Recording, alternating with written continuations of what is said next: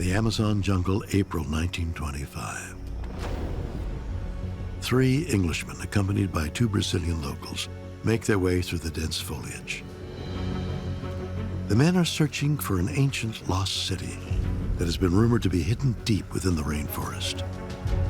The leader of their quest is an ambitious explorer who feels that he is on the cusp of a remarkable discovery. Colonel Percy Fawcett. Colonel Percy Fawcett is a very interesting historical character. He was a geographer, an explorer, a member of the Royal Geographic Society, and also a military man for most of his career.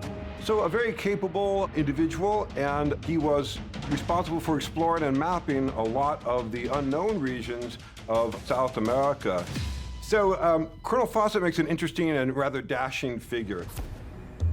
After decades spent trekking through South America, Fawcett became convinced that a massive civilization had once existed somewhere in the Amazon jungle.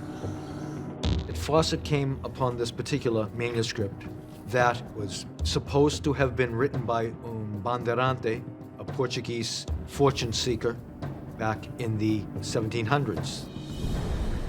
And it looks to be describing a particular city there in the Brazilian Amazon.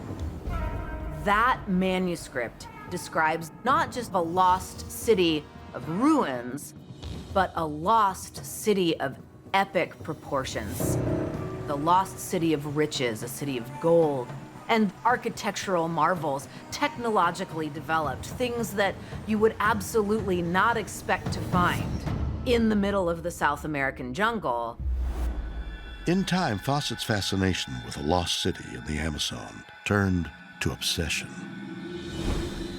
He even came up with a name for the place he was searching for. He called it the Lost City of Zed. Armed with clues from the Portuguese manuscript, he plunged into the wilderness once more, determined to solve the mystery. His companions were his son, Jack, and his son's friend, Raleigh Rimmel. The geographical challenges along the routes that Fawcett and his party would face included things like rivers that were extremely swift, that one could easily have their feet knocked from under them. And there would have been piranha as well in these areas of Brazil. And the swamps, the marshes, were particularly virulent as far as disease, insects, and geographical difficulties. As Fawcett moved deeper into the heart of the Amazon, he wrote about his progress and gave his notes to native guides who carried them back to civilization. The newspapers eagerly published the details of his latest exploits, portraying the explorer as an international hero on the verge of making history. Colonel Fawcett was a world-known celebrity. His exploits were followed in the press and were quite popular and quite well known. We know what we know of Colonel Percy Fawcett, largely from his own writings. Stories about encounters that he had with native peoples in Brazil. Stories of having arrows drawn on him, threateningly. He tells the story of a 62-foot anaconda that he shot in the spine and killed as he was canoeing through the waters down the Amazon. He writes a letter to his wife and says there's no fear of failure. He apparently thinks he's right on top of it, that he's going to find it, this lost city, and then he vanishes. 6 weeks after the expedition started, Fawcett's letters stopped coming. And people around the world began to fear that something terrible had happened to the explorer and his team.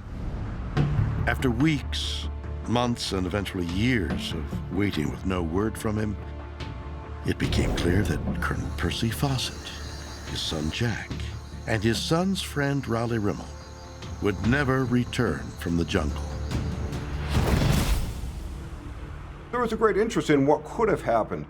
Some people thought he might have been murdered by the local indigenous groups. Other people thought that maybe some bandits that were operating in this area might have killed him.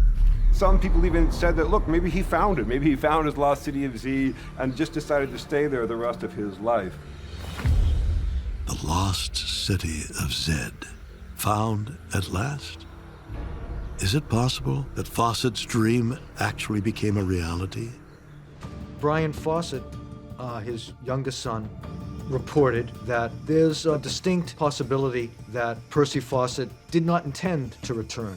That for him, if he did find it, it being the capstone to what he was looking for, he might not have intended to ever leave the jungle.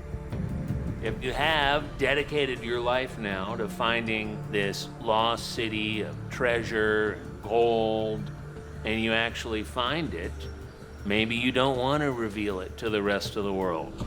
Maybe it's perfection, it's paradise. Maybe you can make the choice to stay.